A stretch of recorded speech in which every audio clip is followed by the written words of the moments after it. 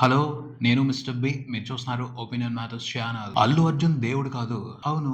ఈ విషయం చాలా మందికి తెలుసు. అయినా కొంతమందికి అనుమానం ఉండేదేమో. అలాంటి ఆలోచనలేమి పెట్టుకోవద్దు అని డిసెంబర్ 13న జరిగిన పరిణామాలు ఫుల్‌గా క్లారిటీ ఇచ్చాయి. అల్లు అర్జున్ పెద్ద స్టార్ అవ్వచ్చు.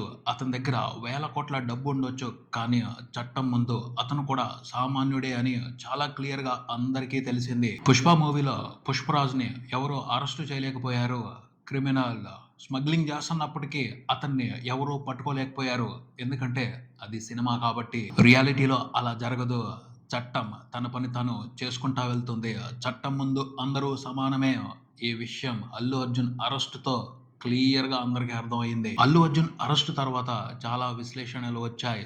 వాటిల్లో తులసి చందు గారు చేసిన విశ్లేషణలో కొన్ని పాయింట్ల గురించి నేను మాట్లాడాలి అని అనిపించింది. అంటే ఆవిడ విశ్లేషణని కౌంటర్ చేయటం కాదు. ఆవిడ రైజ్ చేసిన కొన్ని పాయింట్స్ గురించి నేను డిస్కస్ చేయాలి అనుకుంటున్నాను.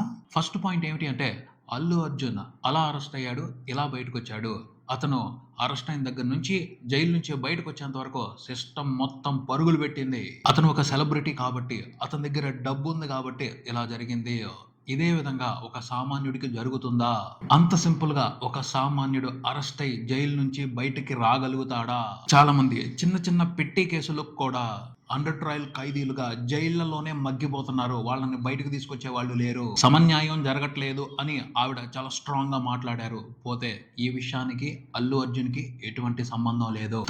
తనకు జరగాల్సిన న్యాయం కోసం తన శక్తి మేర ఓ లాయర్ ని మాట్లాడుకున్నాడు. ఆ లాయర్ వాదించి అతన్ని బయటకు తీసుకొచ్చాడు. సామాన్యులకి, నిరుపేదలకి ఎందుకని న్యాయం జరగట్లేదు అని అడగాల్సింది ప్రభుత్వాన్ని.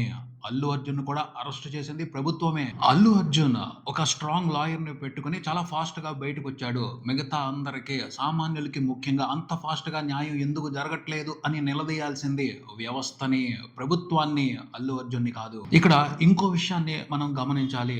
అల్లు అర్జున్ తను సంపాదించిన డబ్బుతో ఓ పవర్ఫుల్ లాయర్ ని పెట్టుకున్నాడు, హైర్ చేసుకున్నాడు, భారీగా రెమ్యునరేషన్ ఇచ్చాడు. అతనికి ఒక్కరోజు వాదించడం కోసం దాదాపు 30 లక్షలు స్పెండ్ చేశారు అని తెలుస్తుంది. అంత ఖర్చు పెట్టిన ఆ లాయర్ ఏం చేశాడు? కొత్త చట్టాన్ని ఏమన్నా తీసుకొచ్చాడా, లేకపోతే చట్టంలో మార్పులు చేశాడా? ఉన్న చట్టాన్ని ఉపయోగించి తన వాదనలు వినిపించి తన క్లయింట్ ని బయటికి తీసుకొచ్చుకున్నాడు. అంతేగాని అతను కొత్తగా ఏమీ తయారు చేయలేదు. యాజ్ పర్ లా అతను తన క్లయింట్ ని బయటికి తీసుకురాగలిగాడు బెయిల్ మీద. అలా పర్ఫెక్ట్ గా న్యాయాన్ని, న్యాయ వ్యవస్థని సామాన్యులు ఉపయోగించుకోలేకపోతున్నారు. అందుకు క్వశ్చన్ చేయవలసింది వ్యవస్థని, ప్రభుత్వాన్ని. తర్వాత ఆవిడ ఇంకో పాయింట్ కూడా రైజ్ చేశారు. అల్లు అర్జున్ కొన్ని గంటలు మాత్రమే జైల్లో ఉన్నాడు.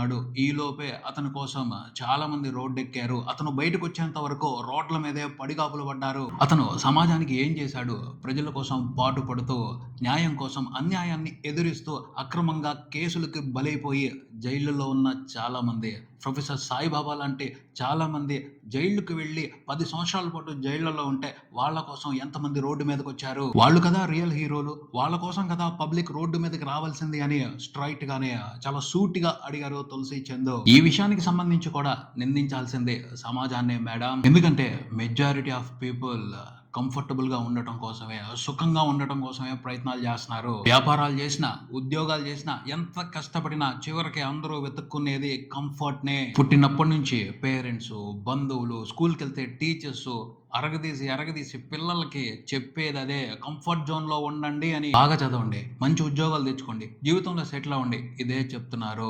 ఇదే ఎక్కువగా బ్రెయిన్ లోకి ఎక్కిస్తున్నారు. అదే మెజారిటీ ఆఫ్ పీపుల్ చేస్తున్నారు. కంఫర్టబుల్ జోన్ లో ఉన్న వాళ్ళకి మిగతా వాళ్ళ బాధల గురించి పట్టించుకోవాల్సిన అవసరం ఏమిటి? కంఫర్ట్ జోన్ లోకి వెళ్ళిపోయిన వాళ్ళకి సామాన్యుల బాధలు, సామాన్యులకు జరుగుతున్న అన్యాయం పేపర్లోను, టీవీలోను వచ్చే న్యూస్ మాత్రమే. అన్యాయం తాలూకు నొప్పి వాళ్ళకి బలంగా తెలియదు. ఓ 2-3 నిమిషాలు జాలి పడతారు, మౌనం పాటిస్తారు, మళ్ళీ వాళ్ళ కంఫర్ట్ జోన్ లోకి వాళ్ళు వెళ్ళిపోతారు. ఎక్కువ మంది పేరెంట్స్ వాళ్ళ పిల్లలకి సమాజం కోసం పాటుపడు అని చెప్పరు. ఎక్కువ మంది టీచర్స్ పాఠాల్లోనే ఉంటాయి చాలా మంచి విషయాలు.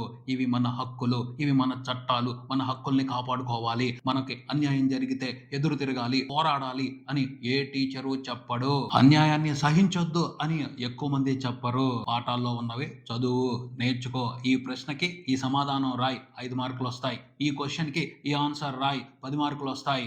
మార్కులు తెచ్చుకో, ర్యాంకులు కొట్టు, మంచి ఉద్యోగాలు తెచ్చుకో, నీ కంఫర్ట్ జోన్ లోకి నువ్వు వెళ్ళిపో. ఎక్కువ మందికి ఎడ్యుకేషన్ ఇలాగే నడుస్తుంది. అలాంటి వాళ్ళకి ప్రొఫెసర్ సాయిబాబా పడుతున్న బాధల గురించి ఏం తెలుస్తుంది, ఆయన చేస్తున్న పోరాటం గురించి ఏం తెలుస్తుంది, ఆయన ఆశయం గురించి ఏం తెలుస్తుంది, ఆయన సిద్ధాంతాల గురించి ఏం తెలుస్తుంది, ఆ సిద్ధాంతాల వల్ల ఉపయోగం ఏమిటో ఏం తెలుస్తుంది. ఆ కంఫర్ట్ జోన్ లో ఉన్న వాళ్ళకి ఒక పక్కన ప్రాపర్ ఇన్ఫర్మేషన్ తెలియదు, ఇంకో పక్కన న్యూస్ పేపర్స్, పొలిటీషియన్స్ ఎవరి ఎజెండా ప్రకారం వాళ్ళు వీళ్ళందరినీ కన్ఫ్యూజ్ చేసి పారేస్తారు. క్లారిటీ లేని వాళ్ళు ఎలా బయటకు వస్తారు, ఎలా నిరసన తెలియజేస్తారు. అన్నా హజారే చేసిన ఉద్యమానికి సంబంధించి యువతకి ఓ క్లారిటీ వచ్చింది కాబట్టే పెద్ద ఎత్తున వాళ్ళందరూ కూడా ఆ ఉద్యమంలో పాల్గొన్నారు. ప్రొఫెసర్ సాయిబాబా గురించి ఎక్కువ మంది జనాల్లో క్లారిటీ లేదు, అందుకని ఆయన కోసం ఎవరు రోడ్ల మీదకి రాలేదు. కొంతమంది మేధావులు మాత్రమే ఆయనకు జరిగిన అన్యాయాన్ని ఖండించారు. వ్యవస్థలో లోపం ఉంది మేడం, దానికి మనం సినిమా హీరోల్ని నిందించడం తప్పు. సినిమా హీరోలు వాళ్ళకి తెలిసింది వాళ్ళు చేస్తున్నారు, చాలా క్లారిటీగా ప్రేక్షకుల్ని ఎంటర్టైన్ చేస్తున్నారు, దాని మూలంగా తీసుకోవాల్సిన బెనిఫిట్ తీసుకుంటున్నారు. తర్వాత తులసి చంద్ గారు ఫ్యానిజానికి సంబంధించి కూడా చాలా స్ట్రాంగ్ కామెంట్స్ చేశారు. హీరోల మీద పిచ్చి అభిమానాన్ని ప్రదర్శించడం ఒక రకమైన బానిసత్వం అన్నారు. కాదు మేడం, అభిమానం బానిసత్వం కాదు. బానిసత్వం అంటే ఇష్టం లేకపోయినా అణిగి మణిగి ఉండటం, అణిచివేస్తున్న హక్కుల్ని కాలరాస్తున్నా సహిస్తూ భరిస్తూ ఉండటం, అది బానిసత్వం. సినిమా హీరోలని అభిమానించడంలో అలాంటి పరిస్థితి లేదు. నచ్చి ఇష్టమయ్యే ఎక్కువ మంది హీరోలకి అభిమానులు అవుతారు. ఇంకా చెప్పాలి అంటే అభిమానం చేతిలో హీరోలే బానిసలు. కొన్నిసార్లు వాళ్ళకి నచ్చకపోయిన అభిమానుల కోసం చాలా పనులు చేయాల్సి వస్తుంది, చేస్తున్నారు. హీరోల్ని అభిమానించటం, సంఘం పట్ల బాధ్యతగా ఉండటం, ఈ రెండు విషయాల్లో చాలా తేడా ఉంది. ఎవరైనా సరే ఒకరిని ఎందుకు అభిమానిస్తారు, ఒకరిని ఎందుకు ఫాలో అవుతారు అంటే వాళ్ళు చేసేది నచ్చి ఫాలో అవుతారు. వాళ్ళ వీళ్ళు ఉండాలి అనుకుంటారు. ఆ హీరోల్లో చాలా మంది అభిమానులు వాళ్ళని వాళ్ళు రిప్రజెంట్ చేసుకుంటారు, అందుకనే ఇష్టం పెంచుకుంటారు, అభిమానులు అవుతారు. హీరోలనే కాదు, రాజకీయ నాయకులు కూడా విభిన్నంగా పనులు చేస్తే వాళ్ళని ఫాలో అయ్యే వాళ్ళు పెరుగుతారు. ఒకప్పుడు మహాత్మా గాంధీజీకి కూడా అద్భుతమైన ఫాలోయింగ్ ఉండేది, గొప్ప ఫాలోయింగ్ ఉండేది. ఎందుకుండేది? ఆయన అహింసకు సంబంధించి, సత్యానికి సంబంధించి విభిన్నమైన పద్ధతులు ఫాలో అయ్యారు. అవి నచ్చి ఆయనకి అభిమానులు ఏర్పడ్డారు. అభిమానులందరూ కలిసి స్వతంత్ర ఉద్యమంలో పాల్గొన్నారు, మన దేశానికి స్వతంత్రం తీసుకొచ్చారు. హీరోలు కూడా అంతే, విభిన్నంగా నటిస్తారు, విభిన్నంగా ఎంటర్టైన్ చేస్తారు, అలాంటి వాళ్ళకే ఫ్యాన్స్ పెరుగుతారు. దాన్ని తప్పు పట్టడానికి లేదు. ఇక్కడ ఇంకొక విషయం కూడా అర్థం చేసుకోవాలి. హీరో అనగానే అతనికి స్ట్రాంగ్ ఫ్యాన్ బేస్ ఏర్పడదు.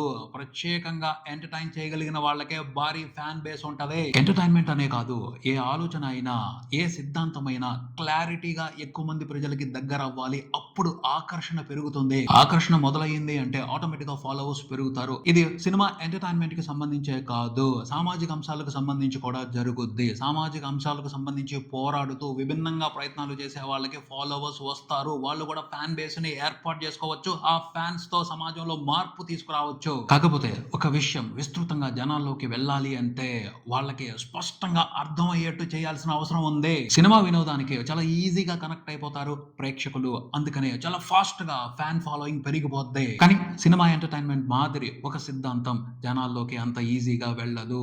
ఆ సిద్ధాంతంలో సంక్లిష్టత ఉంది అంటే ఎక్కువ మంది అర్థం కూడా చేసుకోలేరు. అందుకనే కొన్ని మంచి విషయాలు చెప్తున్న వాళ్ళకి, సమాజం కోసం పాటుపడుతున్న వాళ్ళకి తక్కువ మంది ఫాలోవర్స్ ఉంటారు, తక్కువ మంది అభిమానులు ఉంటారు. ఈ విషయాన్ని అర్థం చేసుకోవాలి, అంతేగాని ఫ్యాన్స్ ని, ఫ్యానిజాన్ని తప్పుపట్టి ఉపయోగమే లేదంటాను. ఎందుకంటే వాళ్ళు ఈజీగా దేన్ని అర్థం చేసుకుంటారో దాన్నే ఫాలో అవుతారు, దానికే కనెక్ట్ అవుతారు, అదే నిజమని బలంగా ఫైట్ చేస్తారు. సో క్లారిటీగా సులువుగా అర్థమయ్యేట్టు చెప్పటం ముఖ్యం, అంతేగాని అర్థం చేసుకోవట్లేదు, తెలుసుకోవట్లేదు అని ఫ్యాన్స్ ని, ప్రజల్ని బ్లేమ్ చేయడం అయితే సమర్థవంతమైన ఆలోచన అనిపించుకోదు. ఇది నా ఒపీనియన్. ఈ విషయానికి సంబంధించి మీ ఒపీనియన్ ని కామెంట్స్ లో తెలియజేయండి. వివేకవంతమైన సమాజం కోసం ఒపీనియన్ మ్యాటర్స్. ఇది ఇక్కడికి మరో వీడియోతో మళ్ళీ కలుద్దాం. ఈ వీడియో మీకు నచ్చితే లైక్ చేయండి, మీ ఫ్రెండ్స్ తో షేర్ చేసుకోండి, మీ అభిప్రాయాన్ని కామెంట్ చేయండి, ఈ ఛానల్ ని సబ్స్క్రైబ్ చేయండి. నేను mister B. Keep watching opinion matters channel. Thank you.